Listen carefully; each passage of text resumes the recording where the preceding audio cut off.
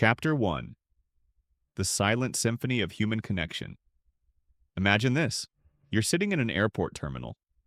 People are rushing around, dragging their suitcases, checking their phones, sipping coffee. In the middle of all that noise, you notice two strangers. They don't say a word to each other, yet something is happening.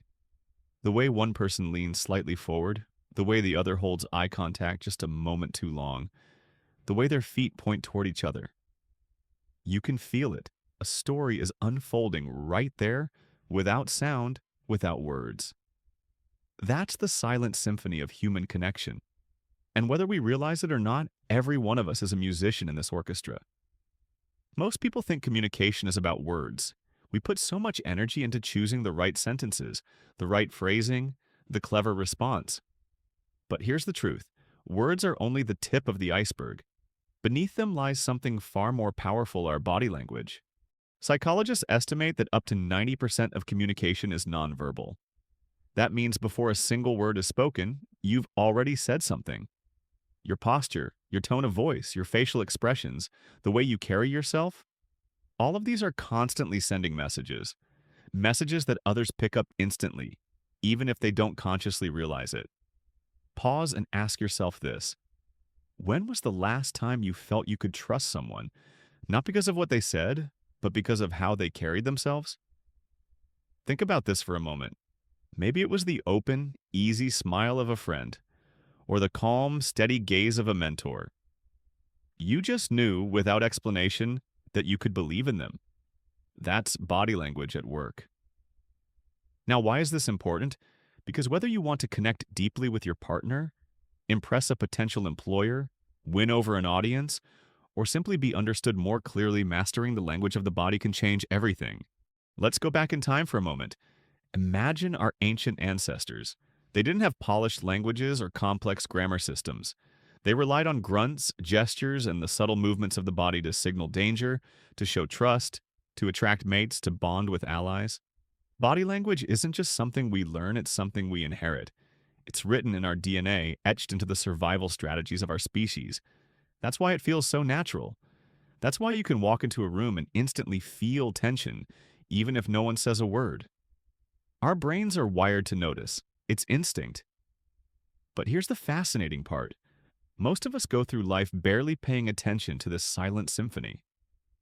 We miss the cues. We overlook the signals. We focus on words alone and wonder why misunderstandings happen. Have you ever left a conversation thinking, they said they were fine, but something felt off? That's your subconscious reading body language before your conscious mind catches up.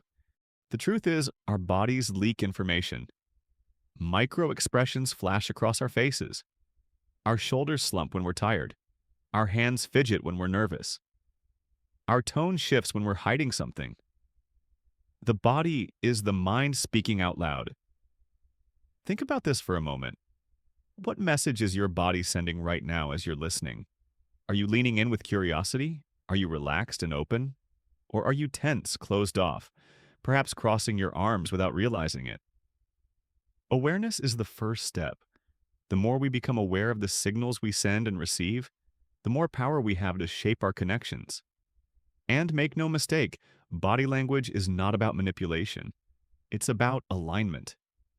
When your words and your body are congruent, people trust you. When they're not, people feel something is wrong. That's why a fake smile never feels right. The lips may curve, but the eyes don't join in. Here's a practical example. Imagine you're meeting someone for the first time. Within seconds, they've already formed an impression of you, based on posture, eye contact, facial expression, and handshake. Research shows it can take as little as 7 seconds for a stranger to decide whether they find you trustworthy, likable, or competent. 7 seconds. That's shorter than the time it takes to introduce yourself. So what can you do? The key is presence. Stand tall with open posture. Offer a genuine smile. Make steady but not overpowering eye contact. These small shifts create an aura of warmth and credibility that words alone could never achieve. Pause and ask yourself, how do you usually present yourself in the first few moments of meeting someone new? Are you projecting openness and confidence? Or do nerves take over, making your body retreat inward? If you're like most people, you may not have thought about it before, but from now on, you'll begin to notice. And once you notice, you can adjust. Because here's the empowering truth. Body language is not fixed. Yes, some of it is instinctive, but much of it can be trained, refined, and mastered. Just as you can learn a new spoken language, you can become fluent in the language of the body. And that fluency opens doors. It creates opportunities. It deepens relationships. Think about leaders you admire, whether it's a teacher, a speaker, or even a close friend. Chances are it wasn't only their words that inspired you, it was their presence, the way they carried themselves, the way their body and words told the same story. So, as we begin this journey together, I want you to think of body language not as a set of tricks, but as a mirror that reflects your emotions, your mindset, your confidence, and your truth. And here's the promise. By the end of this book, you'll not only be able to read the signals of others with greater clarity, you'll also learn to align your own signals so that every interaction feels more authentic, more impactful, more deeply human. Because at the heart of it, body language is about connection. Connection to others, yes, but also connection to yourself. So let me leave you with a reflection as this first chapter closes. The next time you walk into a room, don't focus only on the words you'll say. Pay attention to the silent symphony you're already playing. Notice your posture. Notice your gestures. Notice your eyes. And ask yourself, what story is my body telling before I even speak? And when you start listening to that silent story, you'll realize you've been fluent in this language all along. You just needed to tune in. But this is only the beginning. Because in the next chapter, we'll step deeper into the science of body language, into the very wiring of the brain that makes these signals so powerful. And once you understand the science, you'll never look at another conversation the same way again. So stay with me. And if this journey already resonates with you, share your thoughts in the comments, hit that like button, and subscribe so you won't miss the next chapter. Because the silent symphony has just begun. Chapter 2. The Science Behind the Signals. Picture this. You're walking down a dark street late at night. It's quiet except for the sound of your own footsteps. Suddenly, out of the corner of your eye, you notice someone approaching. Instantly, before you've even had time to think, your body reacts. Your heart speeds up, your muscles tense, and your senses sharpen. Now pause and ask yourself, why did that happen so quickly? Why didn't your brain wait for words or logical explanations? The answer lies in the ancient wiring of the human brain. At the core of who we are, beneath all the layers of modern life, lies a system designed for survival. And this system doesn't speak in words, it speaks in signals. Let's explore. Deep inside your brain is a structure called the limbic system. Think of it as the emotional command center. It's been with us since our earliest ancestors walked the earth. Its job? To keep us alive, to detect threats, to read signals of safety or danger. And it does all this lightning fast, long before your conscious mind has time to rationalize. When that person walked toward you on the street, your limbic system scanned their posture, their pace, their energy. Were they relaxed or tense? Open or closed? Friendly or hostile? Without you even realizing it, your body was already interpreting their body language. This is why first impressions feel so powerful, because they are. They're not just gut feelings. They're your brain's survival mechanism at work. But that's not the only part of the story. Modern neuroscience has uncovered something remarkable: mirror neurons. These are special brain cells that activate both when you perform an action and when you see someone else perform it. In other words, your brain doesn't just observe, it mirrors. Imagine watching someone trip and scrape their knee. You wince, right? You almost feel the pain yourself. That's your mirror neurons firing. They're the reason body language is contagious. When someone smiles at you, you can't help but smile back. When someone yawns, you suddenly feel sleepy. And when someone radiates confidence, you begin to feel more confident in their presence. Think about this for a moment. How often do you catch someone else's mood, even without realizing it? A friend walks into the room stressed and suddenly you feel tense, or you meet someone bursting with joy and your day instantly feels brighter. That's not coincidence, it's biology. Now, let's connect the dots. The limbic system reads body language at lightning speed. Mirror neurons reflect it back to us. Together, they create an unspoken dialogue that shapes every interaction we have. And here's the most fascinating part. These systems don't care about the words being said. Words are a newer invention in human history. Our brains are far more attuned to the signals beneath the words. That's why you can tell when someone says, "I'm fine," but you know they're not. The words say one thing, but the body says another. Your limbic system listens to the body, not the mouth. Pause and ask yourself, how often do you trust someone's body language over their words? When those two are in conflict, which one do you believe? Chances are you side with the body, and you're right to, because the body rarely lies. Now let's make this practical. If you want to become fluent in body language, you must first train yourself to notice. Start small. The next time you're in a conversation, observe the other person's posture. Are they leaning in or pulling back? Look at their hands. Are they open and expressive or hidden and tense? Notice their breathing calm and steady or shallow and rushed.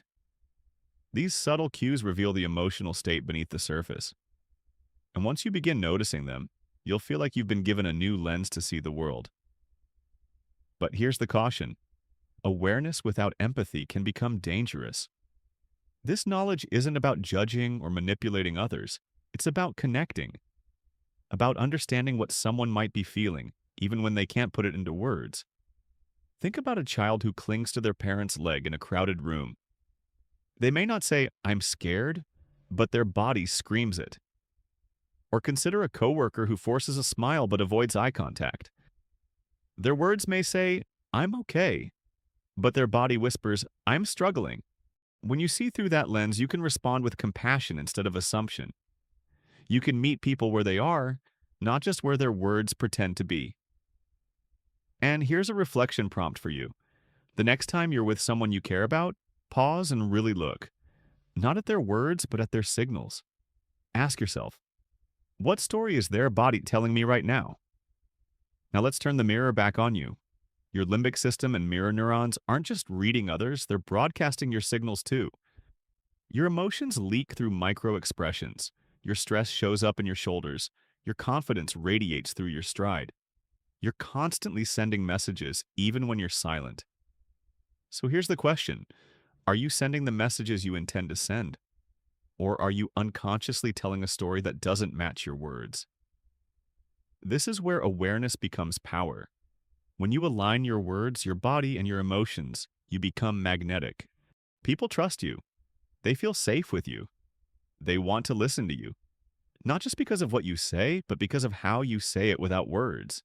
And that's the heart of body language mastery. Congruence. The harmony between mind, body, and message. Think about leaders you admire. Think about a powerful speaker or a teacher who inspired you, or a friend who always makes you feel understood. Chances are their secret wasn't fancy words, it was congruence. Their presence felt real.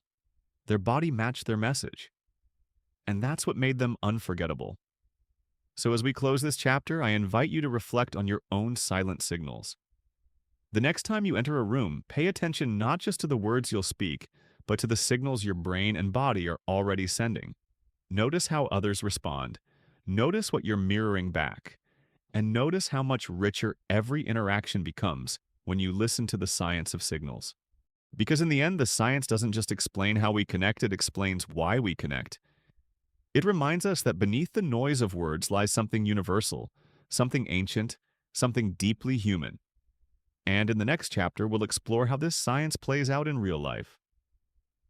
Through the powerful lens of first impressions, how those crucial first 7 seconds can shape entire relationships and what you can do to make them count. So stay tuned, stay curious, and if you're enjoying this journey, don't forget to like this video, share your reflections in the comments, and subscribe so you don't miss what's coming next. Because the science is only the beginning. The real magic happens when you step into the moment and live it. Chapter 3. The First Impression Blueprint. Picture this. You're standing outside the door of a job interview. Your heart is racing, palms a little sweaty. You've rehearsed your answers in your head a dozen times. Finally, the door opens. You walk in. The interviewer looks up, and in those first few seconds before you've said a single word, they've already formed an opinion about you. It sounds almost unfair, doesn't it? All your hard work, your experience, your skills, overshadowed by the way you carried yourself in the blink of an eye. But that's the reality of human interaction. Psychologists call it thin slicing the ability of our brains to make snap judgments based on very small amounts of information. Within just 7 seconds, people decide whether they like you, whether they trust you, and even whether they think you're competent. 7 seconds. Think about that for a moment. Now here's the secret. Those judgments aren't based primarily on your words. They're based on your body language, your posture, your handshake, your eye contact, your overall presence. Let's break it down. First, posture. Imagine two people entering that interview room. The first walks in with shoulders slouched, eyes down, steps hesitant. The second enters standing tall, shoulders back, gaze forward. Without hearing a single word, who do you think the interviewer feels more confident in? The second, of course. Why? Because posture communicates presence. It signals confidence, authority, and self-belief. Next, eye contact. It's not about staring someone down, but about balance. Too little eye contact and you seem untrustworthy or insecure. Too much and you come across as intimidating or aggressive. But steady, natural eye contact communicates sincerity, respect, and attention. It says, I'm here with you. You matter. Then there's the handshake, or in today's world, perhaps a wave, a nod, or a simple greeting. Whatever form it takes, the principle remains. The first physical or social gesture sets the tone. A weak, limp handshake communicates hesitation. An overly aggressive one communicates dominance. But a firm, warm handshake combined with open posture creates instant rapport. And let's not forget facial expression. Humans are experts at reading faces. A forced smile is easy to spot, but a genuine smile, one that lights up the eyes, tells a powerful story. I'm approachable. I'm authentic. You can trust me. Pause and ask yourself this. How do you usually enter a room? What story does your posture, your expression, your energy tell before you even open your mouth? This is the first impression blueprint. A set of signals that, when aligned, create trust and credibility within seconds. And the good news is, while thin slicing happens fast, you can influence it consciously. Here's a practical exercise. Before your next important meeting or social event, take 30 seconds to reset your body language.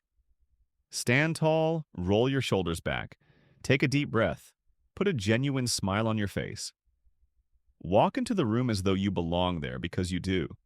It may feel small, but the shift is powerful. Why? Because body language doesn't just change how others see you, it changes how you see yourself. Research on power poses has shown that standing tall with open posture actually increases feelings of confidence and lowers stress hormones in your body. In other words, you can use your body to hack your mind. Think about athletes before a big game. They don't walk in slouched and timid. They warm up, they stretch, they bounce on their toes. Their bodies are telling their brains, I'm ready, I've got this, and you can do the same. Now let's reflect on real life. How many opportunities are lost, not because of lack of skill or knowledge, but because of poor first impressions? A date that never leads to a second one. A pitch that falls flat. A friendship that never takes root.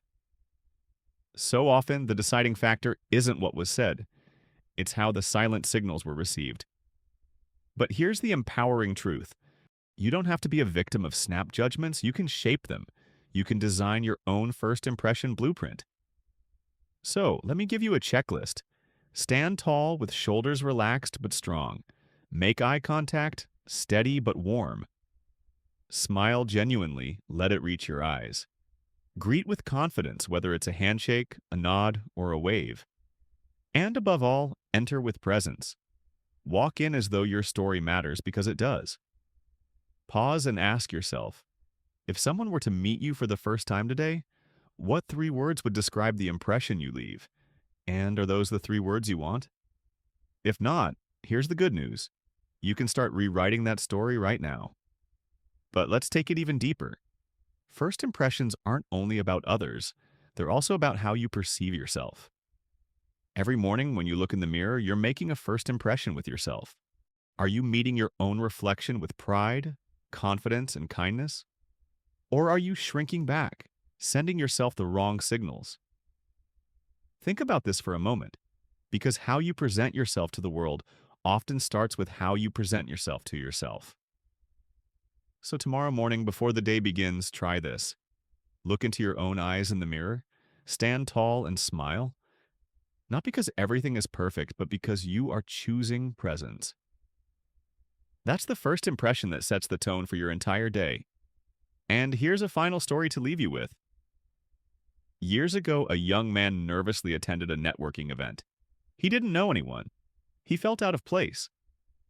But before stepping inside, he took a deep breath, stood tall, rolled his shoulders back, and decided to walk in with a smile. Within minutes, people were drawn to him. They assumed he was confident, approachable, and worth talking to. That night changed his career trajectory, not because of the words he said, but because of the story his body told. That's the power of the first impression blueprint. And in the next chapter, we'll zoom in on one of the most powerful elements of body language. The eyes. Because they don't just see the world, they reveal the world within us. You'll learn how your gaze can build trust, spark attraction, or betray your deepest emotions without a single word spoken. So, stay with me. And if this journey is opening new insights for you, let me know in the comments below, give this video a like, and don't forget to subscribe so you won't miss the chapters ahead. Because the eyes, the windows to the soul, are waiting to be explored. Chapter 4. The Language of the Eyes.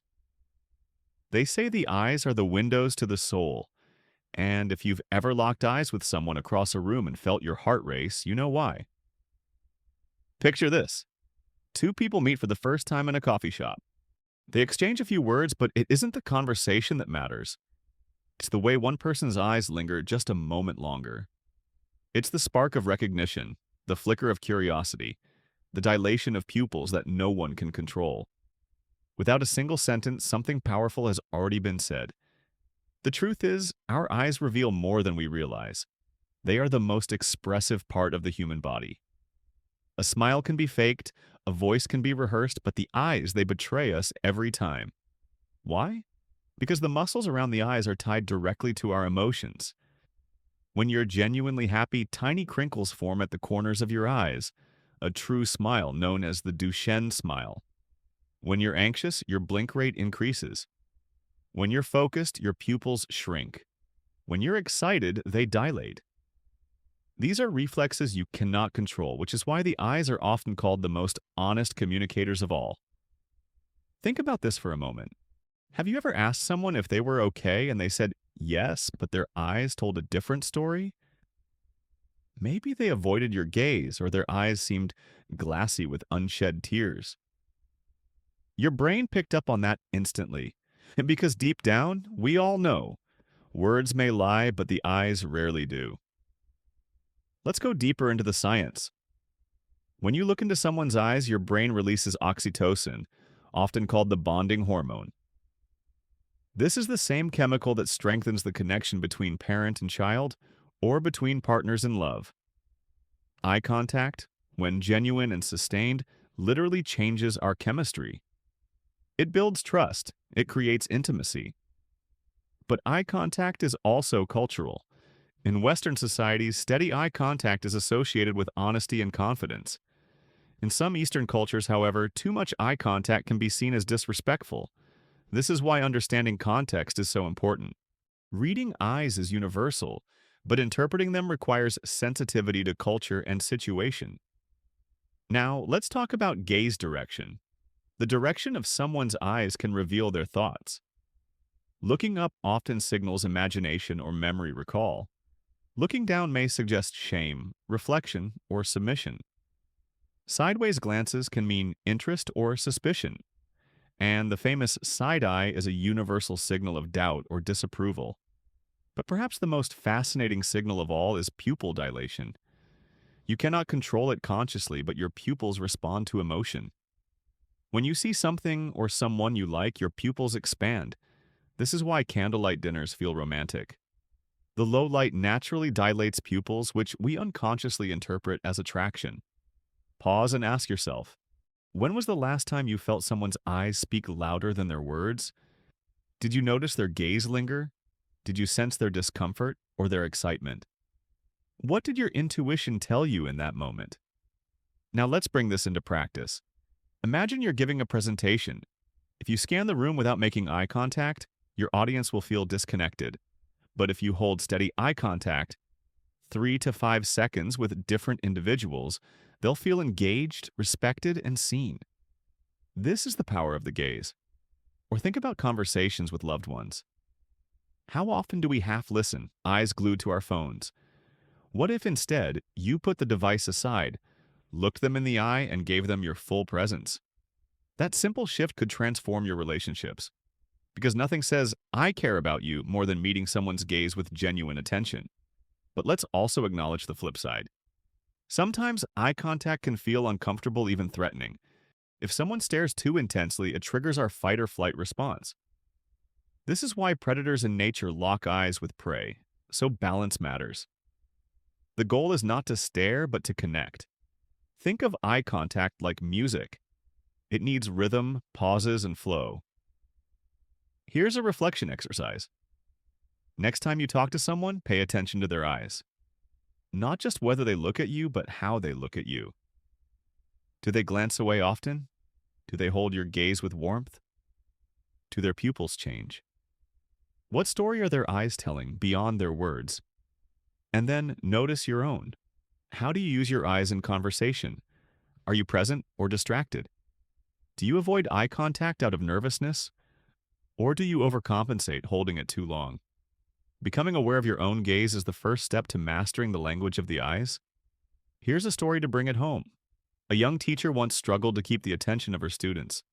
She tried louder words, stricter rules, even humor, but nothing worked.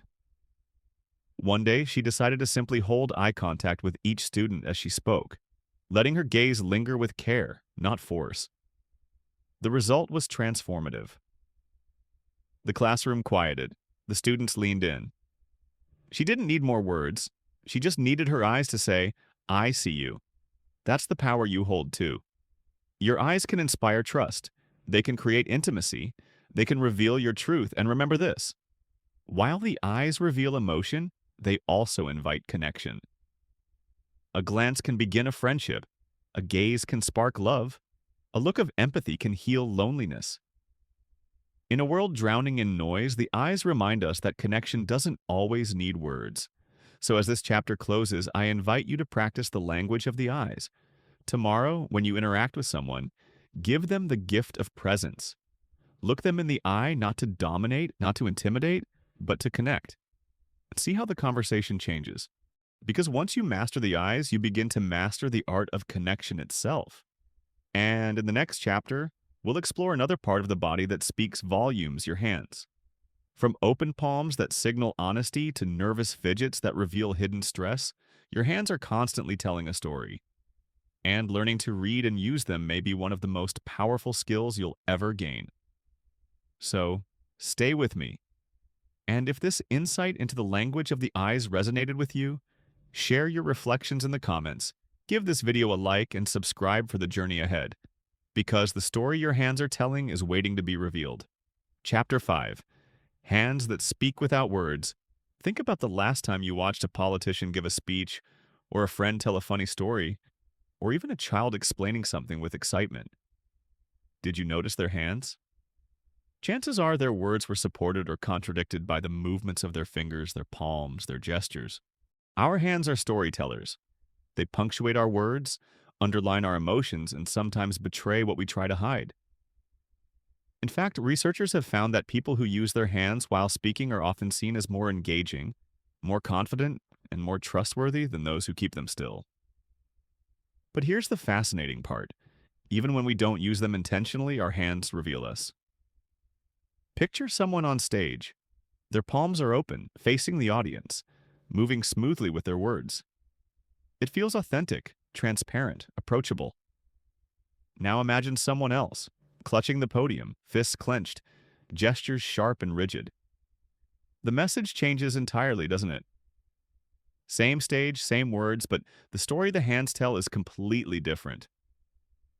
Pause and ask yourself, what do your hands usually say when you're speaking? Are they open, inviting others in?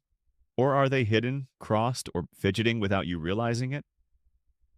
Let's dive deeper. One of the most ancient and universal signals is the open palm. Since the earliest days of humanity, showing your palms has communicated, I have no weapon. You can trust me. Even today, when someone gestures with open palms, it signals honesty, vulnerability, and transparency. That's why leaders who use open hand gestures tend to win trust more quickly. On the other hand, literally closed fists or hidden hands often signal tension, aggression, or secrecy. When someone keeps their hands in their pockets while speaking, the audience may subconsciously feel they're holding something back.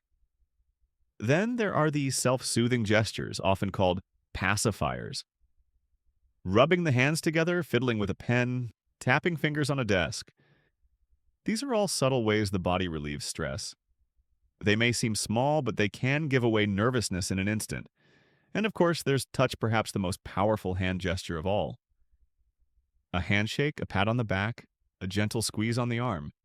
Touch communicates care, reassurance, power, or dominance depending on how it's given.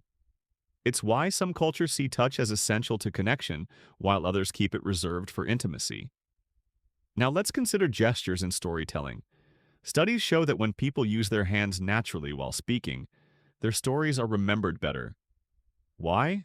Because gestures anchor meaning. They turn abstract ideas into something visual and concrete. If I say, the mountain was this tall, and raise my hand above my head, you instantly grasp the scale. My words and my gesture work together. Think about this for a moment. Which speakers captivate you most? The ones who stand stiff and motionless, or the ones who let their hands dance with the rhythm of their words? But here's the catch. Forced gestures can backfire. When someone tries too hard to use their hands, the movements look robotic, rehearsed, or fake. Authenticity is key. The best gestures are the ones that flow naturally, aligned with the speaker's emotion.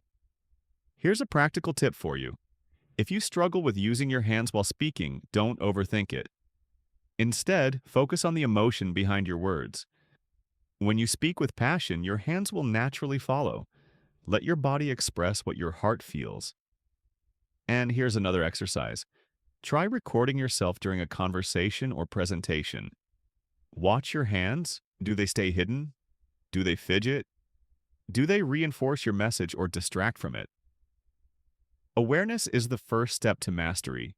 Let's also talk about cultural nuances. In some cultures, pointing with a finger is considered rude, while in others it's normal. A thumbs up may mean good job in one place and an insult in another. So, while gestures are powerful, they're not always universal. Sensitivity to cultural context is essential. But beyond culture, there's something deeper. Hands connect us to each other's humanity. Think about holding someone's hand during a difficult moment. Think about clapping to celebrate. Think about a parent reaching out to guide a child. These are not just gestures, they are emotional bridges. Pause and ask yourself, how do you use your hands to connect with the people you care about? Do you offer touch for comfort? Do you gesture openly to invite trust? Or do you sometimes hold back, keeping your hands closed even when your heart wants to reach out? Here's a story to illustrate. A young entrepreneur once gave a pitch to potential investors. His idea was solid, his words carefully chosen, but his hands stayed stuffed in his pockets the entire time. The investors later admitted they felt uneasy, not because of the idea, but because his body seemed closed off. A few months later, after practicing open gestures, he gave the same pitch. This time his hands moved naturally, reinforcing his excitement. The investors leaned in. They trusted him. The difference wasn't in the words, it was in the story his hands told. That's the lesson. Your hands are not just appendages, they are instruments of trust, expression, and connection. So as we close this chapter, I invite you to become more intentional with your hands. The next time you speak, let them be part of the story. Show your palms when you want to build trust. Use natural gestures to illustrate your ideas. Offer a reassuring touch when someone needs it. And most of all, let your hands align with your heart.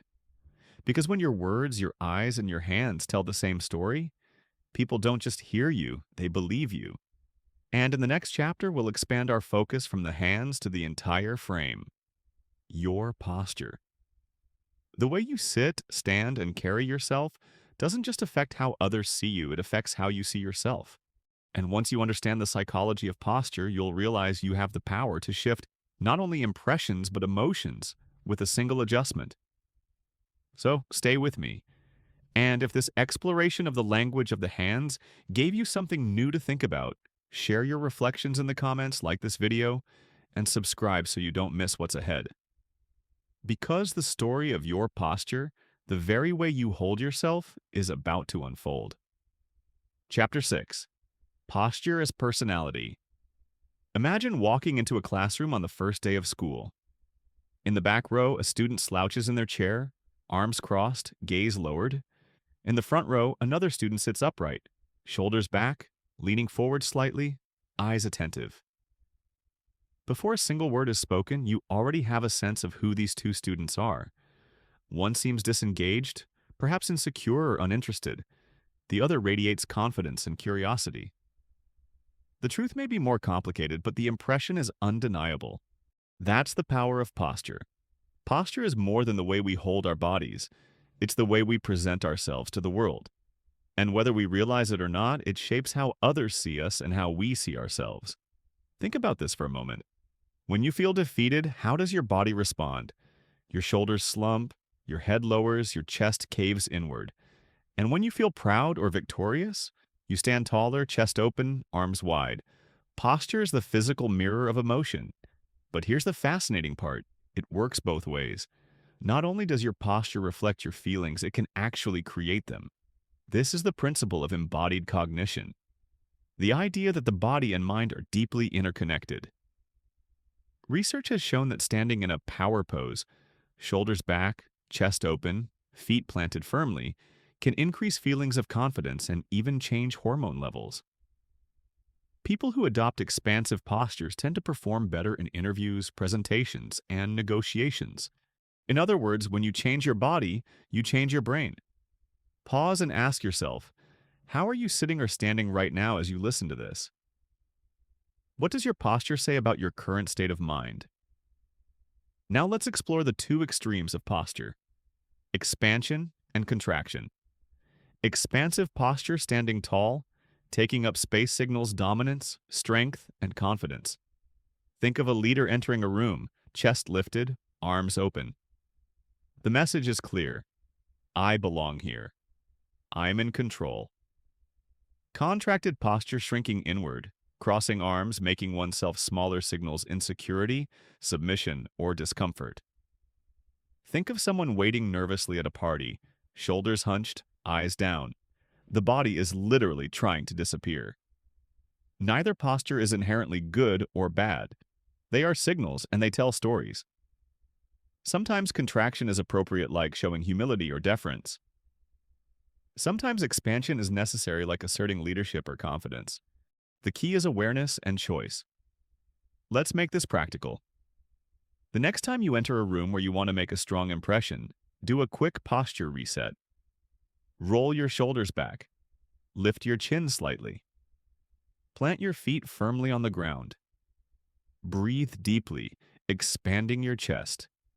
Feel the difference in your energy before you even say a word. Here's another exercise. Notice how posture influences your emotions throughout the day. If you catch yourself slouching at your desk, straighten up. Notice how your focus sharpens. If you feel anxious, try standing tall with open posture. See if your confidence increases. Think about this for a moment. How many opportunities are lost not because of lack of skill, but because of the posture someone carried into the room? Here's a story. A young woman once went to a networking event. She had prepared her introduction carefully, but when she arrived, nerves took over. She stood in a corner, shoulders hunched, arms folded tightly. Few people approached her. Later, she attended another event. This time, she made a conscious choice. She stood tall, smiled, and kept her posture open. The difference was remarkable. People approached her, conversations flowed, opportunities opened. Same woman, same words, but a different posture, and therefore a different outcome. This is the secret. Posture is presence. When you own your space, others sense it. When you shrink, others pass you by. But posture isn't only about how others see you, it's also about how you see yourself. For centuries, traditions like yoga and martial arts have emphasized the link between posture and inner balance. Standing with strength, sitting with alignment, moving with grace. These practices remind us that the body shapes the mind. Pause and ask yourself, if your posture today were a reflection of your life story, what would it say? And is that the story you want to tell? Here's the empowering truth. You can rewrite that story at any time you choose. This doesn't mean forcing yourself into artificial poses. It means becoming aware of your natural tendencies and adjusting with intention. It means asking, does my posture align with who I want to be right now? Over time, these small adjustments build a new identity. You begin to carry yourself differently. You begin to feel differently. And eventually, others begin to respond differently. Think of the people you admire, leaders, mentors, role models. Chances are their posture communicates clarity and confidence. They don't slouch through life. They stand with purpose, not because they're pretending, but because they've learned to embody their values. So here's a challenge for you. Tomorrow, practice walking into every room as though you belong there. Not arrogantly, but authentically. Shoulders back, head high, eyes forward. Let your posture say, I'm present, I'm confident, I'm ready. Notice how people respond. Notice how you respond to yourself. Because posture is not just about bones and muscles, it's about identity. It's about the story you carry in your body every day. And as this chapter closes, I want to leave you with this reflection. The next time you feel small, remember that you don't have to stay small. You can expand. You can choose to stand tall, not only for yourself, but for the message you want to send to the world. Because when you change your posture, you change your presence. And when you change your presence, you change your life. In the next chapter, we'll explore another dimension of body language space. Why does standing too close make us uncomfortable? Why does distance create safety or sometimes loneliness? The psychology of space, known as proxemics, reveals how invisible boundaries shape every interaction. And once you understand those boundaries, you'll navigate relationships with greater ease and confidence. So stay tuned. And if this exploration of posture gave you new insight, share your reflections in the comments, like this video, and subscribe for the journey ahead. Because the dance of space, the unspoken rules of distance and closeness, is waiting to be discovered. Chapter 7. The Dance of Space and Distance. Imagine stepping into an elevator, the doors close, and suddenly someone you don't know stands right next to you. So close you can feel the heat of their shoulder brushing yours. Even if they're perfectly polite, you probably feel uncomfortable. Why? Because they've violated your invisible boundary. We all carry with us an unseen bubble, a personal zone of space that signals comfort or discomfort, depending on how others move within it. This unspoken rule of human interaction is called proxemics, the psychology of space and distance. And once you learn how it works, you'll understand why some conversations feel natural, while others feel suffocating or distant. Think about this for a moment. When a close friend leans in, you welcome it. But when a stranger does the same, you tense up. The action is identical, but the relationship, the context, and the meaning change everything. Anthropologist Edward T. Hall defined 4 main zones of personal space.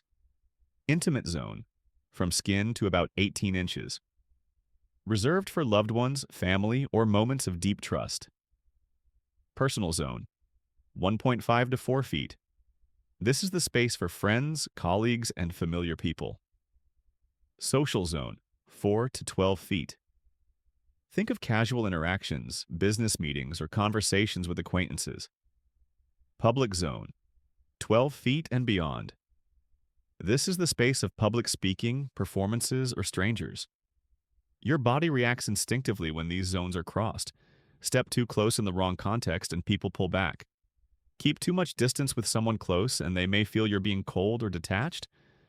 Pause and ask yourself, how do you feel when someone sits right next to you in an empty movie theater? What about when a dear friend stands across the room instead of next to you? Your gut reaction is your limbic system responding to the violation or the honoring of these boundaries. Now here's the fascinating part. These distances aren't fixed. They shift depending on culture, personality, and situation. In some cultures, closeness is a sign of warmth and trust. In others, it feels intrusive. Extroverts often prefer smaller personal bubbles, while introverts may need more space to feel comfortable. Context matters too. Think of how crowded concerts feel thrilling, while crowded buses feel suffocating. Space is a language. And like any language, learning to read it makes you more fluent in human connection. Let's make this practical. Next time you're in conversation, pay attention to how people manage distance. Do they lean in when they're engaged?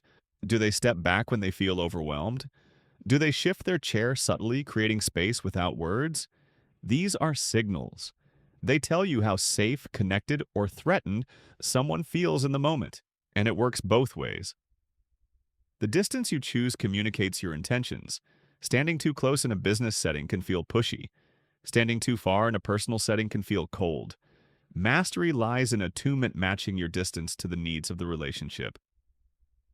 Here's a reflection exercise. Tomorrow, notice the invisible dance of space around you. On the street, in the office, at home. Who do you allow close? Who do you keep at arm's length? What does that say about trust, comfort, or emotion in those relationships? Think about this. Space is not empty. Space is meaning. Here's a story to illustrate. A manager once struggled to connect with her team. She always sat at the head of the conference table, a full 6 feet from her employees.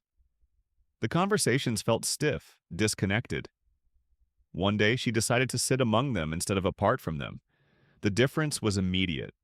The physical closeness created warmth, approachability, and collaboration. The team opened up. The only thing that changed was the distance. This is why leaders, parents, friends, and partners must learn to use space wisely, because it doesn't just affect comfort, it shapes trust. But let's take it even further. Space also reveals power. Those with higher status often take up more room sitting in larger chairs, spreading out their belongings, expanding their gestures. Those with lower status often shrink into smaller spaces. Just look at an airport lounge. The executive sprawls across the couch while the intern huddles in the corner. The unspoken hierarchy is written in space. Pause and ask yourself, how do you claim space in your daily life? Do you take up room with confidence, or do you shrink back as though apologizing for existing? Your relationship with space reveals your relationship with yourself. And remember, adjusting space can shift emotion. Sitting closer to someone can increase intimacy. Stepping back can reduce conflict. Expanding your stance can boost your own confidence.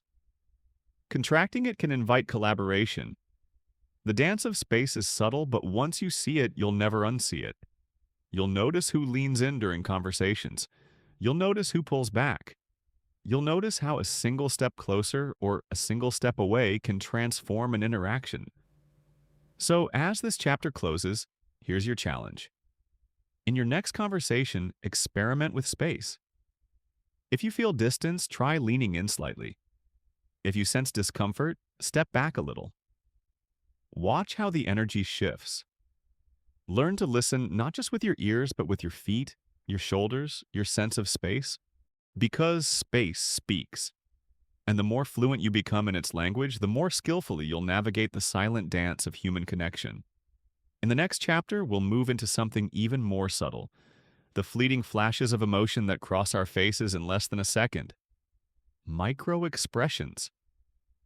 These tiny windows into the soul can reveal truth even when someone wants to hide it. And once you learn to spot them, you'll gain a superpower in reading people. So stay tuned. And if this exploration of space sparked a new awareness for you, let me know in the comments, give this video a like, and subscribe so you don't miss the next chapter. Because the truth, the real truth, often reveals itself in just a fraction of a second. Chapter 8.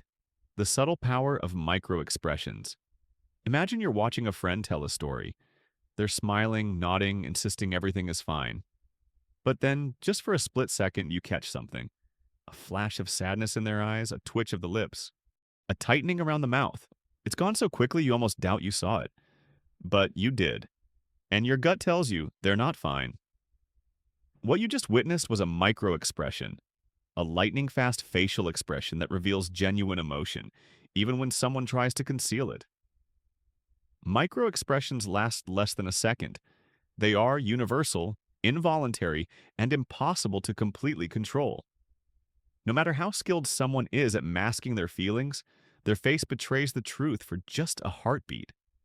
And for those who know how to spot them, these fleeting signals can unlock a hidden world of understanding. Think about this for a moment. How many times have you sensed someone wasn't being fully honest? Not because of their words, but because of something in their face you couldn't quite describe? That was likely a micro-expression. The science behind this is fascinating. Micro-expressions are rooted in the limbic system, the emotional brain. When we feel something strongly, fear, anger, joy, disgust, the signal reaches our face before our conscious mind can filter it. We may quickly cover it with a smile, but that flash of emotion is already out there. Our subconscious picks it up, even if we can't explain why. Dr. Paul Ekman, a pioneer in this field, discovered that micro-expressions are universal across cultures. A frown of anger, a grimace of disgust, a flash of fear. These look the same whether you're in New York, Tokyo, or a remote village.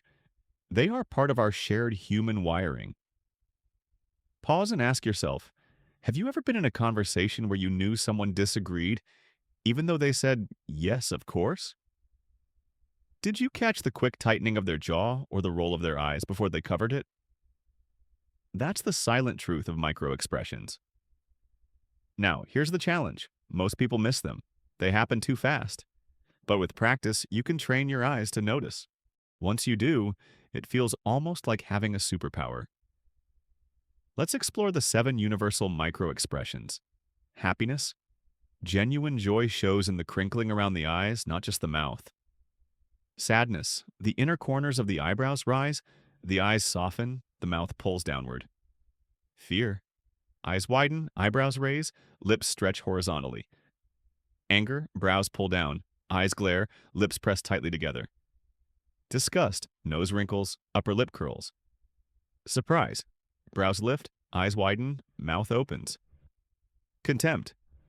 A one-sided smirk, the only asymmetrical micro-expression. Each of these lasts less than a second, but once you know what to look for, you'll start noticing them everywhere. Here's a practical exercise. Watch interviews on TV with the sound off. Pay attention to the faces of the speakers. Do you catch flashes of irritation, doubt, or joy that don't match their words? The more you practice, the sharper your perception becomes. But let's be clear. Noticing micro-expressions is not about accusing or catching people in lies. It's about empathy. It's about seeing beyond words to the emotions underneath. When someone says, "I'm okay," but their face flashes sadness, it's not your job to call them out. It's your opportunity to care more deeply, to respond to what they feel, not just what they say. Think about this for a moment. How much stronger would your relationships be if you could sense what others were really feeling, even when they couldn't put it into words? Here's a story. A young counselor was speaking with a teenager who insisted, "I'm fine." But in a fleeting second, the counselor noticed a flash of fear across the boy's face. Instead of pushing harder with questions, she simply said, "It sounds like you're carrying a lot right now." The boy broke down in tears, finally opening up. That single moment of awareness changed the entire conversation. That's the power of microexpressions. They build bridges where words fail, but they also protect us. Imagine negotiating a business deal. The other party says they agree, but you catch a flash of contempt or anger. That tells you the agreement may not hold. Or think of dating your date smiles, but their face flashes boredom or disgust. Better to see it early than ignore the signs. Pause and ask yourself, when was the last time you trusted your gut about someone's true feelings? Looking back, were there small facial cues that confirmed your intuition? Micro expressions remind us that truth is often written on the face, even when the mouth denies it. So how can you practice? Start small. Observe the people closest to you. Watch for flashes of emotion that don't fit the words. Don't judge, just notice. Over time, you'll catch more and more. Eventually, it becomes second nature. And remember, this skill is not about power over others, it's about connection. The goal is not to manipulate, but to understand, to see the unspoken, to hear the heart through the face. Here's your challenge. In your next conversation, look beyond the words. Watch the face closely. Notice any micro-expression, joy, sadness, doubt that passes by. Then, instead of reacting with judgment, respond with empathy. See how the conversation deepens, because once you learn to read micro-expressions, the world opens in a new way.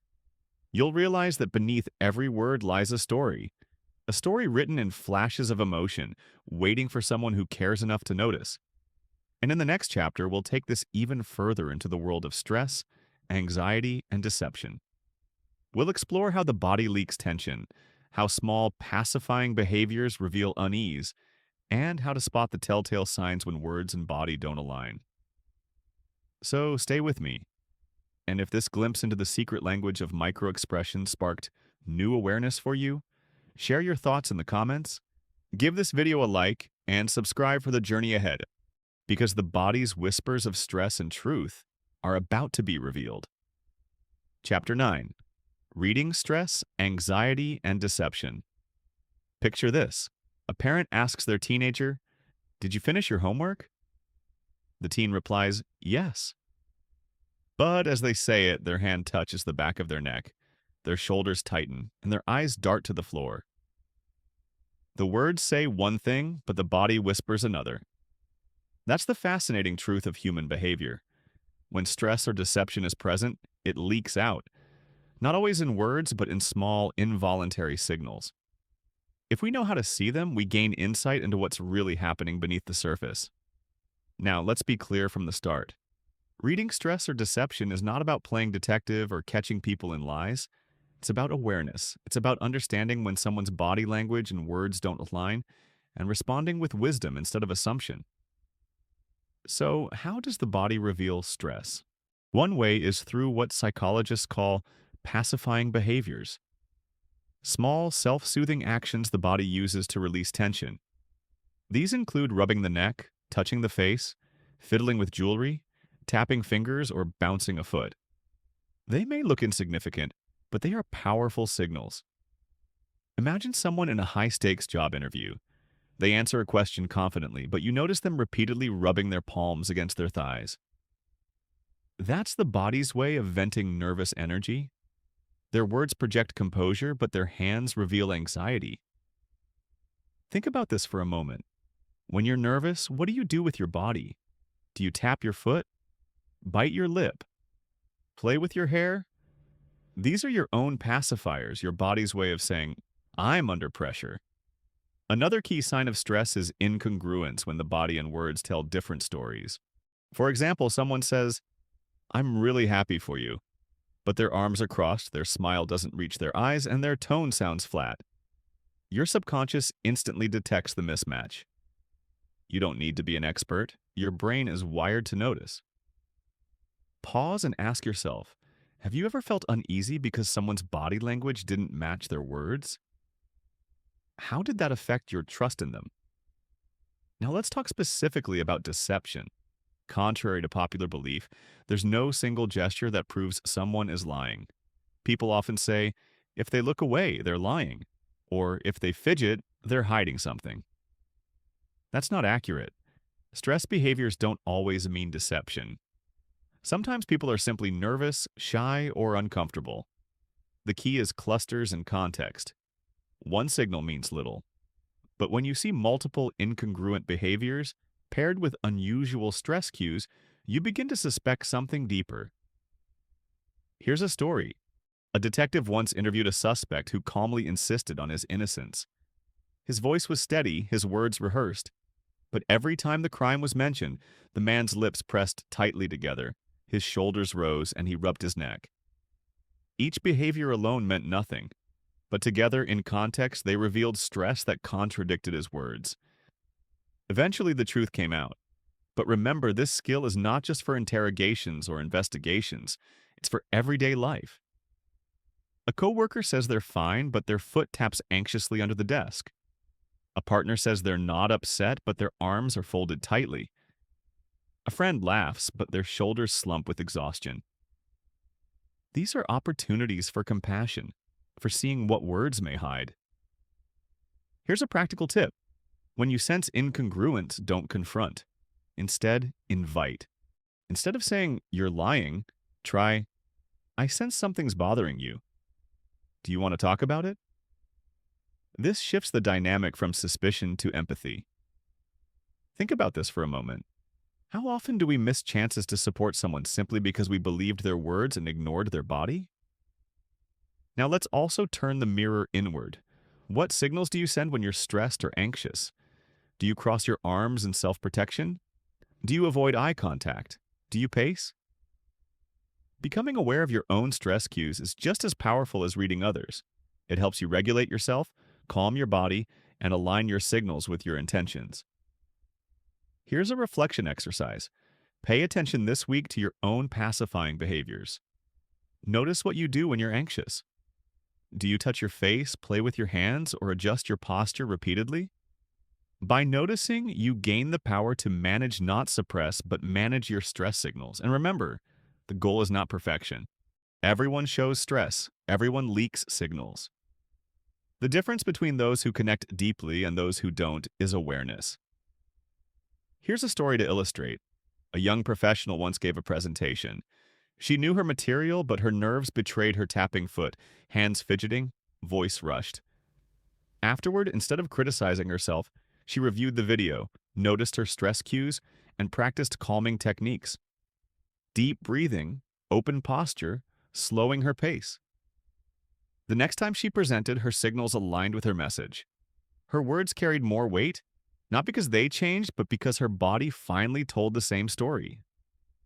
That's the heart of this chapter. When body and words align, trust is built. When they don't, doubt creeps in. And as humans, we are constantly scanning for that alignment. So, here's your challenge. In your next few conversations, notice stress cues. Not to judge, but to understand. Notice the tapping fingers, the shifting posture, the lip biting. Then ask yourself, what might this person be feeling beneath the words? And just as importantly, notice yourself. When you're stressed, what story does your body tell? And how can you bring that story back into alignment with your truth? Because in the end, reading stress and deception isn't about uncovering lies, it's about uncovering humanity. It's about listening not only to the mouth, but to the whole body, the whispers, the leaks, the unspoken truths. And in the next chapter, we'll move from stress and deception to something far more uplifting. The language of attraction. How body language reveals interest, sparks chemistry, and builds the subtle dance of connection. From mirroring gestures to subconscious signals, you'll learn how attraction speaks louder than words. So stay with me.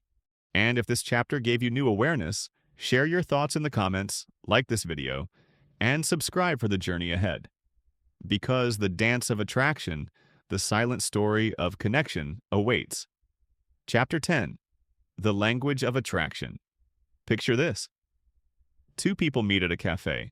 Their conversation seems casual: work, hobbies, the weather, but beneath the surface, something else is happening. One leans in slightly closer. The other tilts their head, exposing the neck in a subtle gesture of vulnerability. Their hands mirror each other's movements, lifting cups at the same time, laughing with the same rhythm. No one has said the words, "I'm interested," yet the message is loud and clear. This is the silent language of attraction. Attraction is not just about looks or words, it's about signals. Signals that the body sends, often without conscious awareness, revealing desire, curiosity, or chemistry.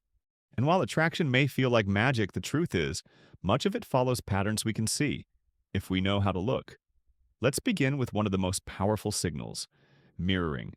When two people are drawn to each other, their bodies naturally sync. One crosses their legs, the other soon does the same. One leans in, the other follows. This unconscious imitation signals rapport. It says, "I feel aligned with you. I'm on your wavelength." Mirroring is one of the clearest indicators of connection. Pause and ask yourself, have you ever noticed yourself adopting someone else's posture, gestures, or tone without realizing it? That was your body signaling closeness. Another powerful signal is preening small grooming behaviors that prepare us for attraction, playing with hair, adjusting clothing, straightening posture. These gestures may seem minor, but they are deeply rooted in our biology. Just as birds fluff their feathers to attract a mate, humans adjust their appearance to signal interest. Then there's eye behavior. We explored the power of eyes earlier, but in attraction, the gaze becomes even more important. Prolonged eye contact creates intimacy. Quick, repeated glances signal curiosity. And the ultimate sign? Pupil dilation, a physiological response to excitement that we cannot fake. When you're drawn to someone, your eyes literally open wider to take them in. Think about this for a moment. Have you ever felt electricity in a moment of eye contact? That wasn't just imagination, that was biology. But attraction doesn't only speak through the eyes or hands, it's also in orientation. When we're interested in someone, our bodies face them fully torso, feet, shoulders. When we're not, we angle away, even subtly. Next time you're in a group, notice where people's feet point. Often they reveal more about interest than words ever could. And of course, there's touch. A hand brushing against another, a playful tap on the arm, a lingering handshake. These small touches test boundaries and invite intimacy. But here, context is everything. What feels exciting in one situation can feel intrusive in another. Respecting boundaries is the difference between connection and discomfort. Now let's talk about the chemistry of laughter. Shared laughter is one of the strongest signals of attraction. When two people laugh together, their bodies release endorphins, bonding them through joy. Watch two people in the early stages of romance. You'll see smiles that linger longer, laughter that flows easily, heads that tilt toward each other in synchrony. Pause and ask yourself, when you felt drawn to someone, how did your body react? Did you lean closer, smile more, or find yourself unconsciously mirroring their gestures? Here's the fascinating part. Just as attraction reveals itself in body language, so does lack of attraction. Avoided eye contact, crossed arms, leaning away, distracted glances. These are signals of disinterest. They may not be voiced, but they're clear.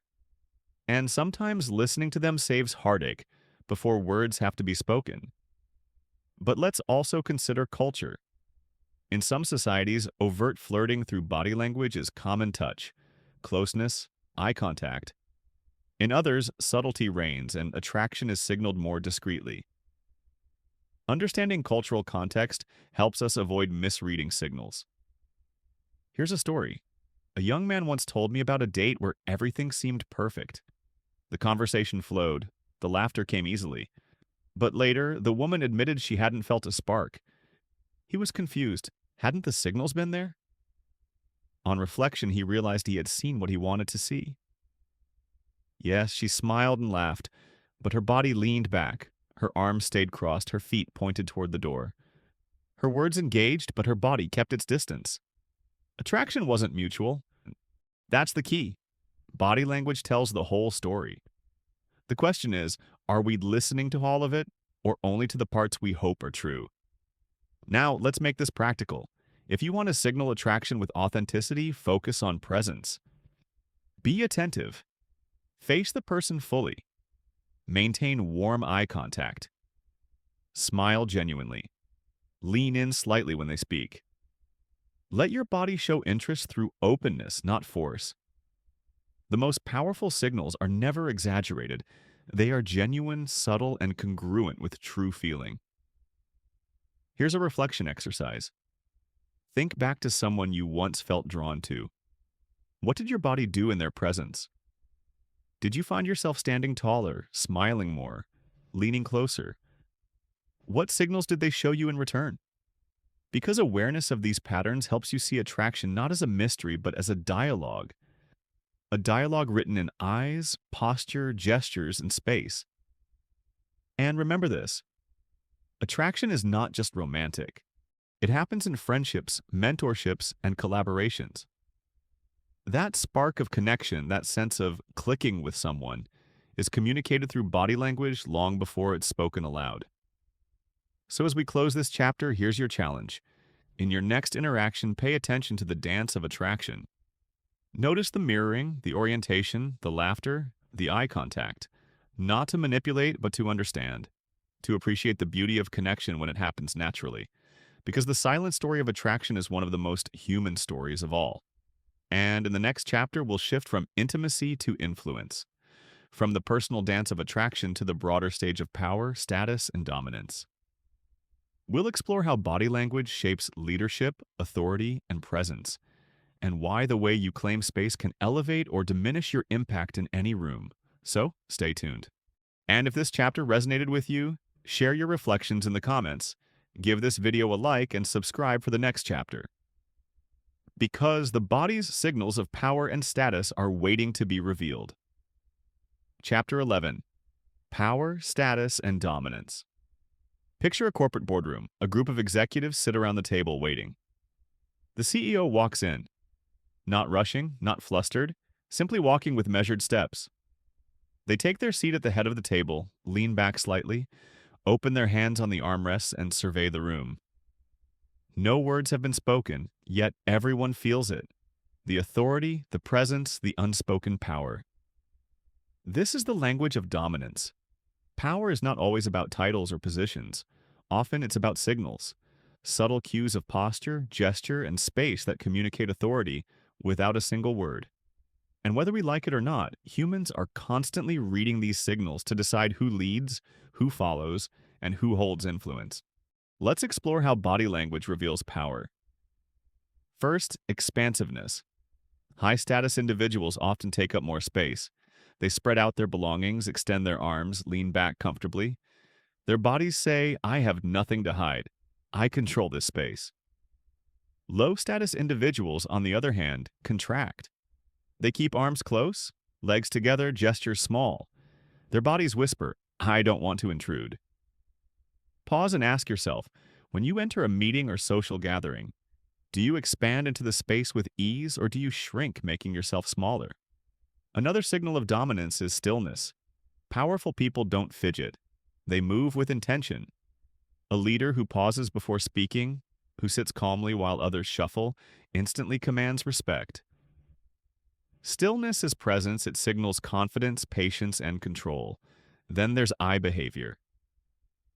In Chapter 4, we explored the eyes as windows of intimacy. In power dynamics, they become a tool of authority. High-status individuals hold eye contact longer, initiating and breaking it on their own terms. Low-status individuals look away first. This is why in many workplaces, people wait for the leader's gaze before speaking. It's a silent cue of permission. Another key factor is touch and territory. A dominant handshake firm, but not crushing, sets tone. Placing a hand on someone's shoulder can signal authority or mentorship. Occupying the head of the table or the seat with the best view communicates status. Even the way someone enters a room, first, last, or casually late, sends signals about hierarchy. But let's be clear, dominance is not the same as leadership. True leaders balance authority with empathy. Body language that intimidates without warmth creates fear, not respect. The most effective leaders are those whose power signals are softened with accessibility open gestures, genuine smiles, and attentive posture. Think about this for a moment. Who are the leaders you admire? Chances are they carried themselves with strength, but also with approachability. Their posture commanded attention, but their gestures invited trust. They mastered the balance between dominance and connection. Here's a story. In one company, a new manager entered every meeting by slamming their notebook on the table, crossing their arms, and glaring at the team. The room fell silent, not out of respect, but out of fear. Productivity suffered, creativity shrank. Another manager, in contrast, entered calmly, greeted the team warmly, and sat in an open posture. They still carried authority, but their body language built trust. The difference in team culture was night and day. This reveals an important truth. Power can be signaled in two ways, through fear or through trust. Fear-based dominance creates compliance. Trust-based presence creates commitment. The difference lies in body language. Now, let's talk about status shifts. Body language is not fixed. It changes with context. A person may project dominance at work but shrink at home. Or they may lead socially but defer professionally. The signals we send shift depending on where we feel confident or insecure. Pause and ask yourself, in which areas of your life do you carry yourself with authority? And in which areas do you shrink back?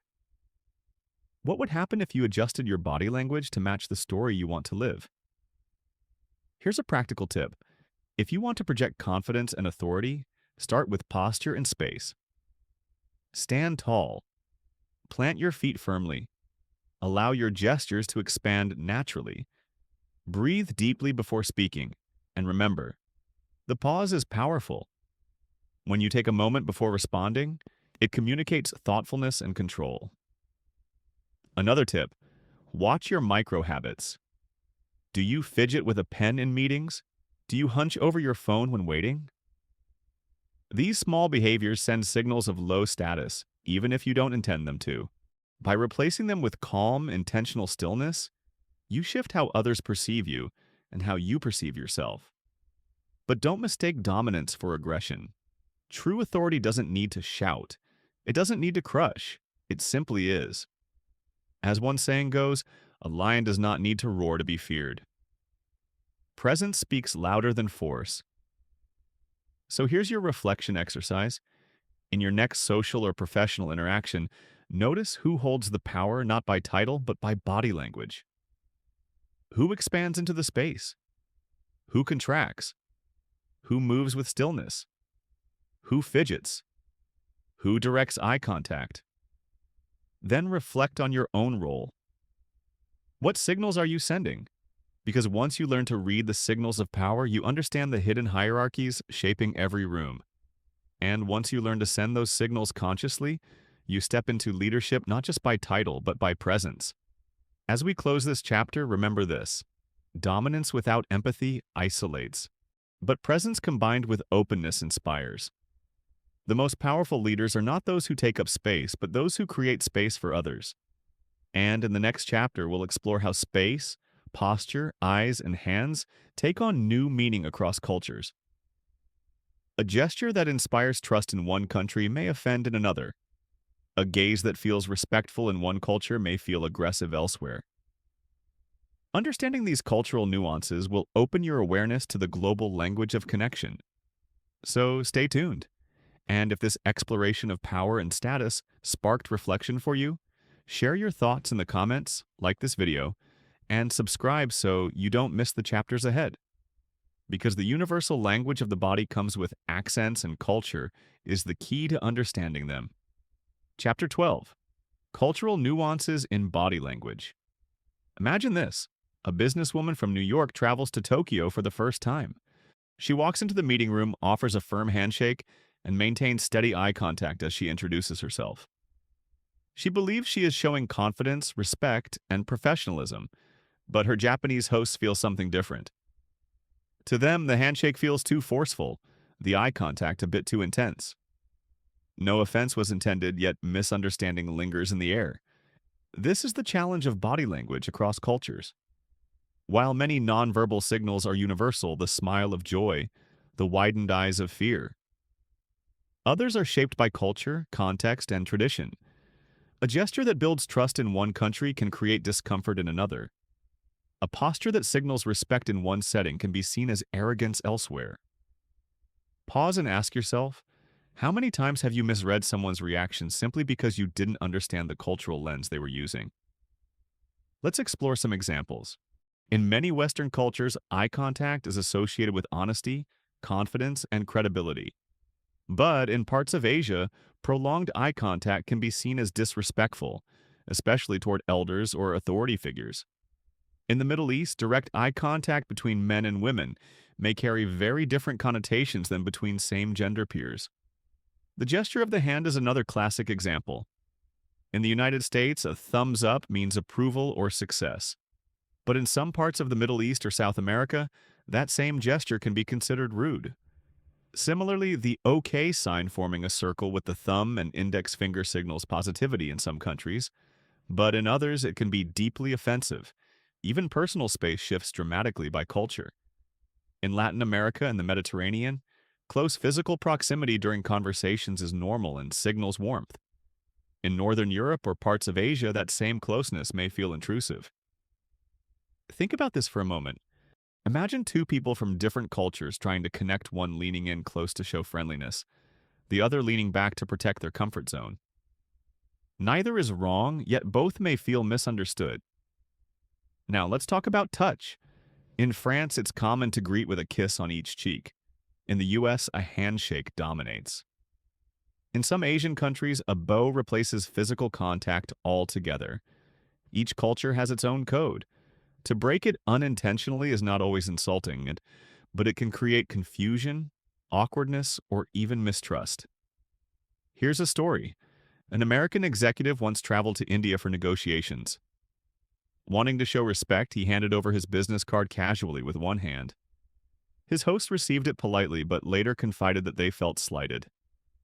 In their culture, presenting a business card with two hands is a sign of honor and respect. The deal moved forward, but the first impression left a mark. The lesson: small gestures carry big meaning in cultural context. Pause and ask yourself, if you were to travel abroad tomorrow, how aware are you of the cultural body language norms where you're going? Would you know what signals to use and which ones to avoid? Now here's the deeper point. Cultural differences remind us that body language is not only about biology, it's also about belonging.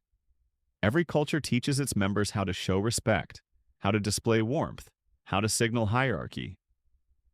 These rules may differ, but they serve the same human purpose: connection. So how can we navigate these nuances? The first step is curiosity. Instead of assuming your way is the only way, observe.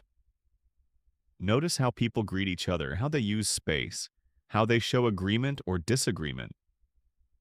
Curiosity prevents arrogance and opens doors to genuine connection. The second step is adaptability. If you notice people bowing instead of shaking hands, follow their lead.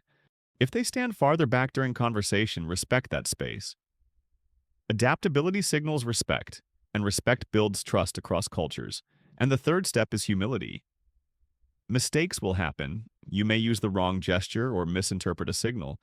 When you do, a humble acknowledgement often turns the error into an opportunity for connection. After all, people appreciate sincerity more than perfection. Think about this for a moment. How different would our world be if more misunderstandings were met with curiosity instead of judgment? Here's a reflection exercise. Think of a culture different from your own. What gestures, greetings, or body language norms do you know about them? How might those differ from what you're used to? And how can you prepare yourself to respect and adapt if you meet someone from that background? Because ultimately, cultural awareness is not about memorizing a list of rules. It's about approaching others with openness. When you do, people sense your respect, even if you stumble. Here's a final story. A traveler once visited a small village in Africa. Wanting to be polite, he copied the locals by lowering his eyes when speaking to elders. Later, one of the villagers told him, "You don't act like the other foreigners. You act like one of us." That simple choice to adjust body language opened a door to trust that words alone could never have achieved. So, as we close this chapter, remember, body language may be universal in principle, but it carries cultural accents. The more fluent you become in those accents, the richer your connections across borders, languages, and worlds. And in the next chapter, we'll explore how body language evolves in a space where culture and context collide, the digital age. From Zoom calls to social media posts, from filtered selfies to online presentations, our signals now travel through screens. The question is, how do we preserve authenticity when our body language is reduced to pixels? So, stay tuned.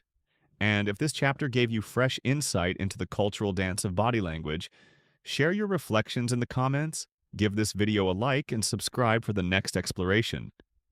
Because the body doesn't stop speaking when the screen lights up, it simply speaks a new dialect. Chapter 13. Body Language in Digital Times. Picture this. You log into a Zoom meeting. Dozens of small rectangles appear on the screen faces, frozen in thought. Glances shifting sideways, some cameras off completely. You wave and smile, but you wonder, am I connecting? Are they listening?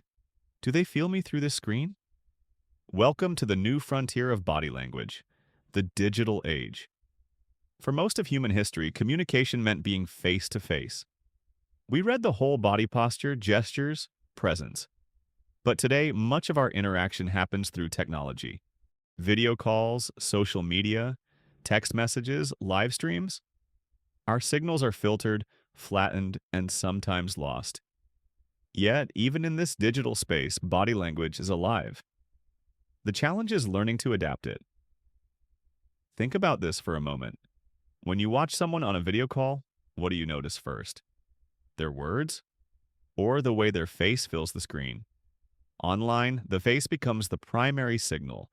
Micro-expressions, eye contact, and smiles carry more weight than ever, because we've lost many of the cues from posture and space.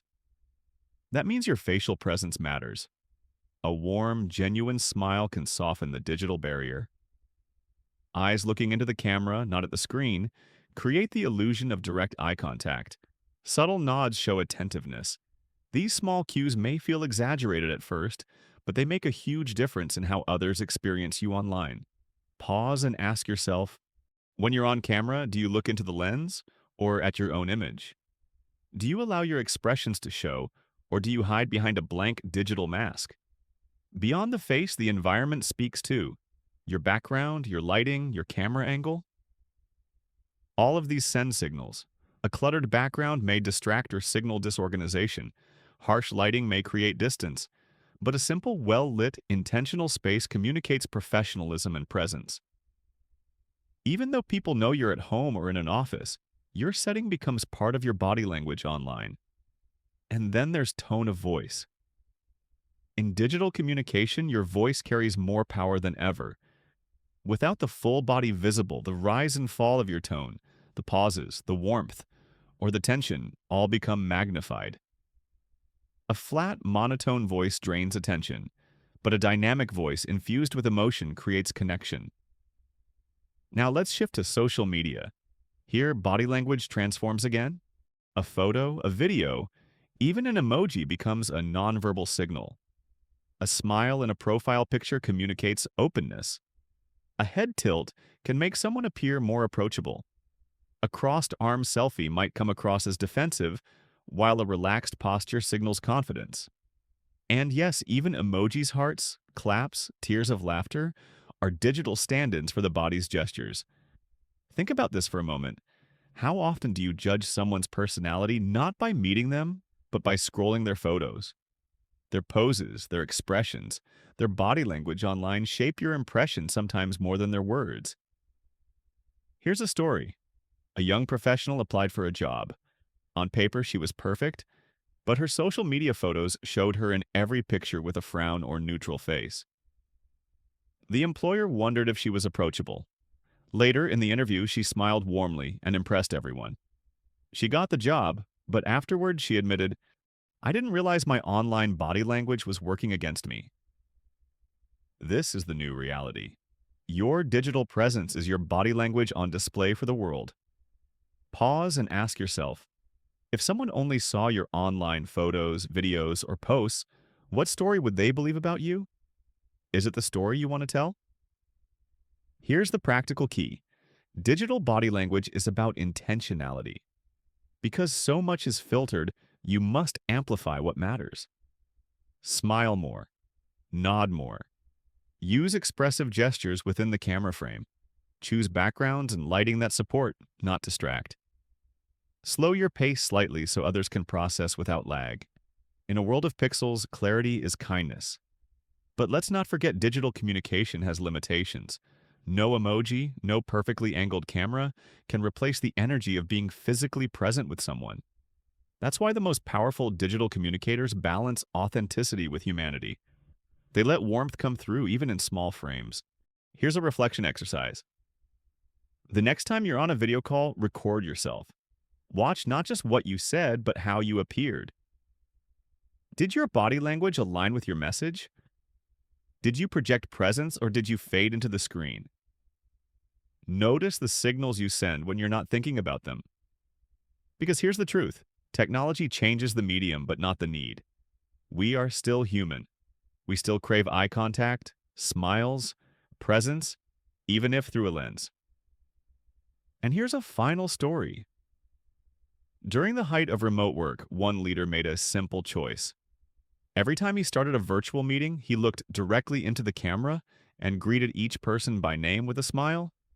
He kept his background clean, his voice warm, his body relaxed. His team often said, "It feels like you're right here with us." The technology hadn't changed, but his body language through the screen made all the difference. So as we close this chapter, remember, digital communication doesn't erase body language. It amplifies it in new ways. The face, the voice, the setting all become your signals. Use them with awareness, and even through a screen, you can create connection that feels real. And in the next chapter, we'll bring the focus inward. Because body language isn't only about how others see you, it's about how you see yourself. We'll explore how posture, movement, and expression can shape your inner world, shifting not just impressions, but emotions, confidence, and identity itself. So stay tuned.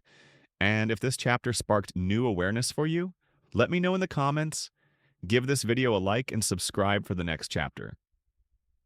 Because the most important conversation your body has may not be with others, it may be with you. Chapter 14. The body speaks to the self-picture. A young woman stands backstage minutes before giving a big speech. Her palms sweat, her knees tremble, her heart races. She feels small, overwhelmed, and afraid. Then she remembers something she once heard. Change your body, change your mind. So she takes a deep breath. She plants her feet firmly, rolls her shoulders back, lifts her chin, and spreads her arms wide for a moment like a champion. The crowd can't see her yet, but something shifts inside. Her breath slows, her mind clears, her confidence rises. When she finally steps on stage, she doesn't just feel different. She is different. This is the secret power of body language. It doesn't just communicate to others, it communicates to ourselves. We often think of posture, gestures, and expressions as outward signals, but neuroscience and psychology reveal something deeper. The messages run both ways. The way you hold your body shapes your thoughts, your emotions, even your identity. This is the principle of embodied cognition. The idea that our minds are not separate from our bodies, but deeply intertwined. When your body changes, your brain changes. Think about this for a moment. When you smile, even if you don't feel happy, your brain begins to release dopamine and serotonin, the feel-good chemicals. When you hunch your shoulders and slump, your brain registers defeat. When you stand tall, your brain registers confidence. Your body is constantly sending feedback to your mind. Pause and ask yourself, what signals is your body sending to you right now? Is it energizing you or draining you? Let's look at some practical examples. Have you ever noticed that simply going for a walk clears your mind? Movement regulates emotion. It reduces stress, boosts mood, and improves focus. That's not just a nice side effect, it's biology. Your body in motion literally resets your brain. Or consider the act of breathing.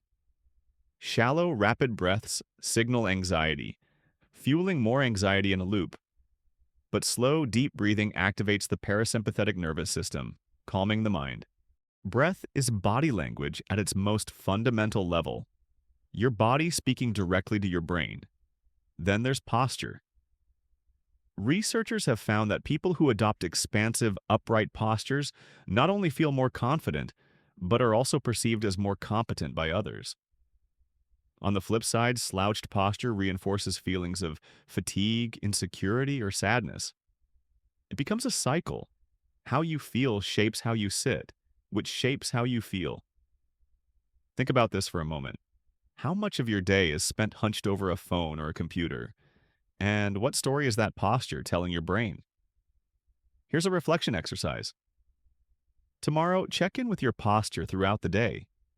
Each time you notice yourself slouching, take a moment to reset, stand tall, open your chest, lift your chin. Notice how your mood shifts in those small adjustments. Now let's talk about facial expression. Have you heard of the facial feedback hypothesis? It's the idea that your facial expressions influence your emotions. Smiling, even when forced, can make you feel happier. Frowning can deepen feelings of sadness. This is why some therapists encourage clients to practice smiling at themselves in the mirror. Not to deny pain, but to remind the brain that joy is possible. Here's a story. A man going through depression was encouraged to start each morning with one simple act. Smile at himself in the mirror for 30 seconds. At first it felt awkward, even fake, but over time his brain began to associate the expression with warmth and possibility. That small ritual became a turning point in his healing journey. The body doesn't just follow the mind. The body leads the mind. This principle is also why athletes use rituals before competition. The way they stretch, jump, or move isn't just physical, it's mental conditioning. Their bodies tell their brains, I am ready. And you can use this too. Before an important meeting, presentation, or conversation, check your body. Are you slouching, shrinking, signaling doubt to yourself? Or are you standing tall, breathing deeply, signaling readiness? Pause and ask yourself, what small shift in your body could give you more confidence in your next challenge? Now here's the deeper truth. Your body language shapes your identity over time. If you repeatedly carry yourself as small, hesitant, closed, your brain begins to believe that's who you are. But if you consistently carry yourself as strong, open, confident, your brain begins to adopt that as your identity. This isn't about pretending, it's about practicing. Because identity is not only who you think you are, it's also who your body trains you to be. Here's a practical challenge. Each day this week, choose one embodied action to shift your mindset. Maybe it's smiling at yourself in the mirror. Maybe it's standing tall before an important call. Maybe it's practicing slow, steady breathing during stress. Small actions, repeated consistently, rewire your mind. And remember, your body is not the enemy. It's not just a shell. It's a partner in your growth, a messenger of your emotions, a tool for transformation. The way you carry it, treat it, and listen to it shapes your entire experience of life. So as this chapter closes, I invite you to reflect on this. What story is your body telling you each day, and what story do you want it to tell instead? Because when you master the conversation between body and self, you don't just change how others see you, you change how you see yourself. And in the next chapter, we'll put this mastery into practice. We'll explore how to consciously train your body language, refine your habits, and align your signals with your values, so that every gesture, every posture, every glance communicates the truth of who you are. So stay tuned. And if this chapter resonated with you, share your reflections in the comments, like this video, and subscribe for the next step of the journey.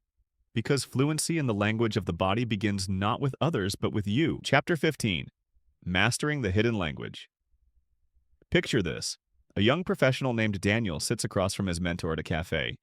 He's frustrated. I keep preparing for meetings, but people don't seem to take me seriously, he says. His mentor leans back, studies him for a moment, and replies, "It's not your words, Daniel. It's your presence. The way you sit, the way you move, the way your body speaks. It's not aligned with the confidence you feel inside." Daniel frowns. "So what do I do?" His mentor smiles. "You practice, just like you would with any language." That's what this chapter is about, practice.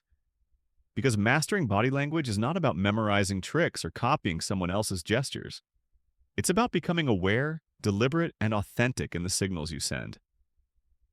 Think about this for a moment.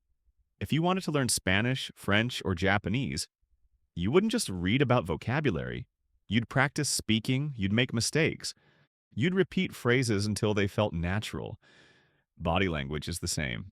To become fluent, you must practice deliberately until alignment between your words, your emotions, and your body becomes second nature.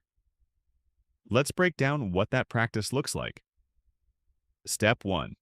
Observation. The first step is to become a student of body language in others. Watch people closely, not to judge, but to learn. Notice how confident leaders carry themselves in meetings. Observe how friends signal comfort or discomfort. Pay attention to how strangers on the street claim or shrink from space. The world is a living classroom, and every person you meet is a teacher. Pause and ask yourself, who do you know that radiates presence without saying much?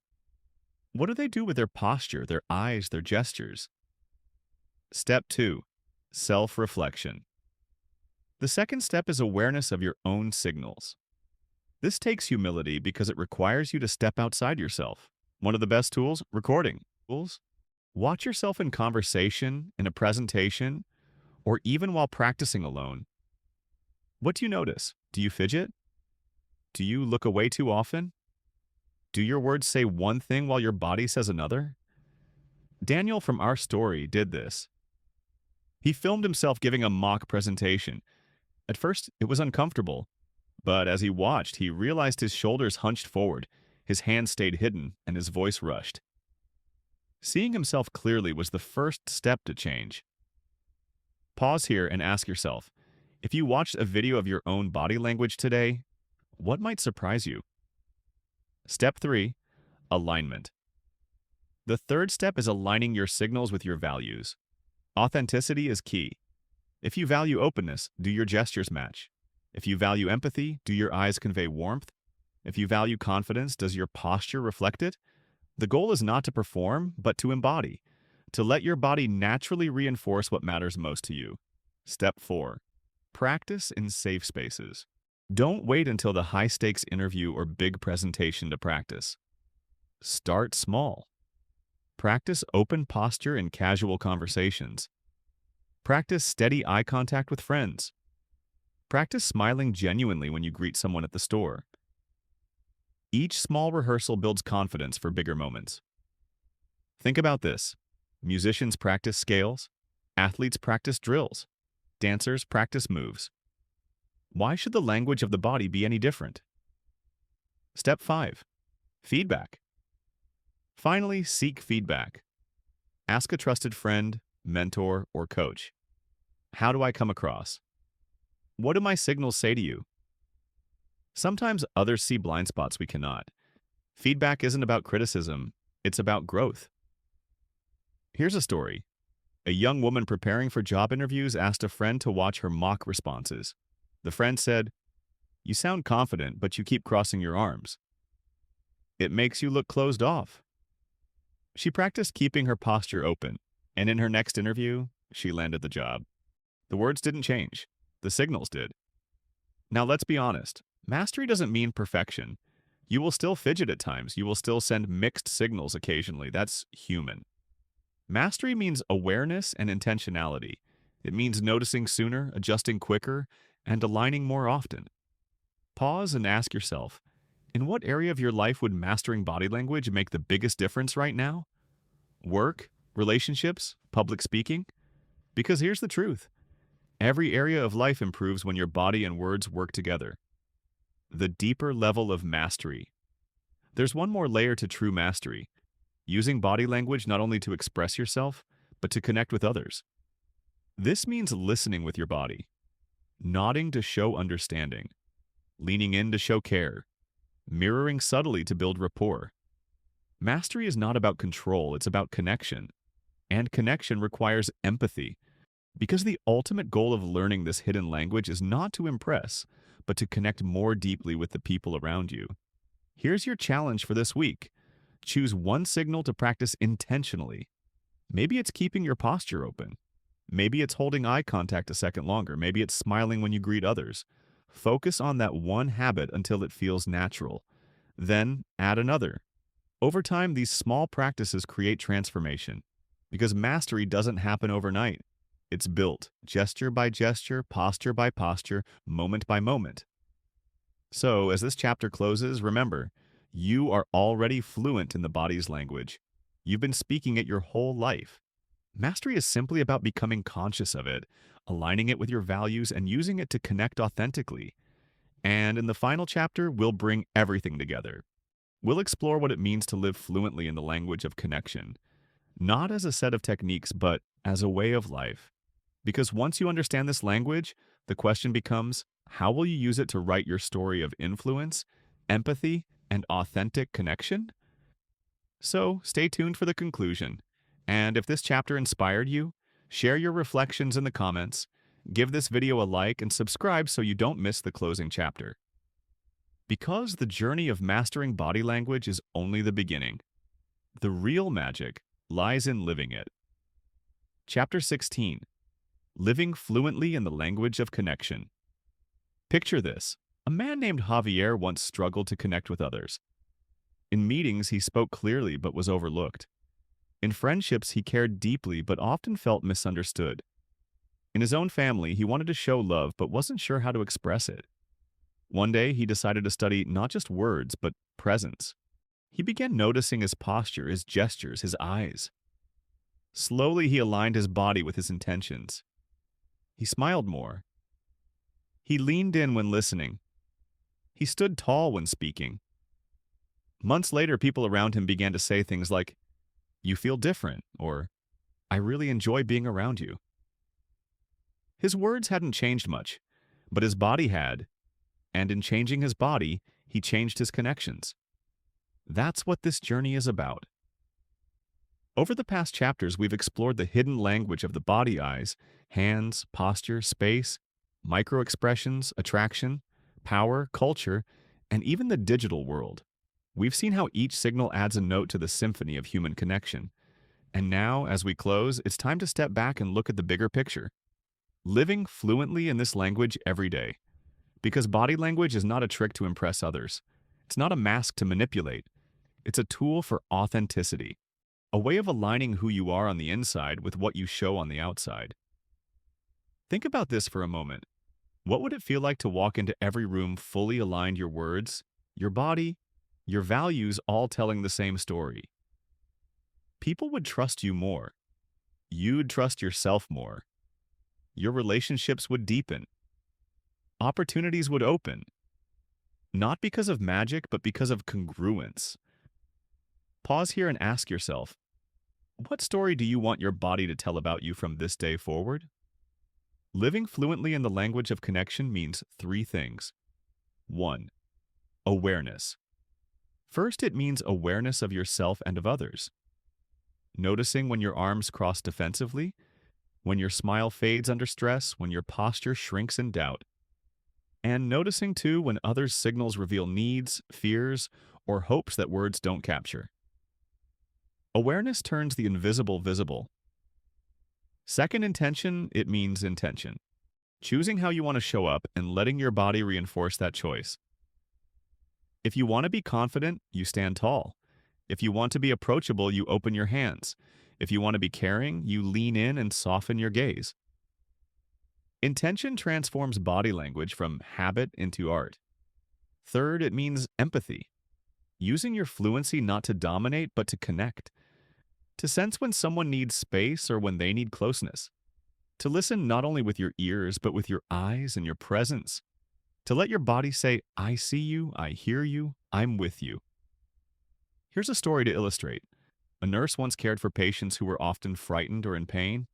She realized her words of reassurance weren't always enough. So she changed her body language kneeling to meet patients at eye level, holding their hands, softening her shoulders, offering steady eye contact. Patients often said, "You make me feel safe." That was body language in action fluency, not for power, but for compassion. That's the life-changing truth. Fluency in this hidden language is not about what you get. It's about what you give. It's about making others feel seen, respected, understood, and valued. Pause and reflect.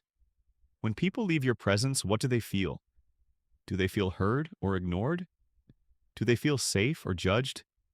Do they feel uplifted or diminished? Your body answers these questions long before your words do. Now let's bring it home. Living fluently in this language is a practice, not a destination. You'll still slouch sometimes.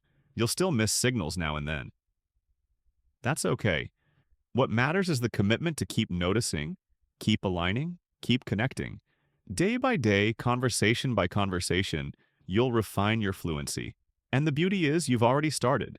Simply by listening to these chapters, by reflecting, by practicing awareness, you are more fluent than you were before.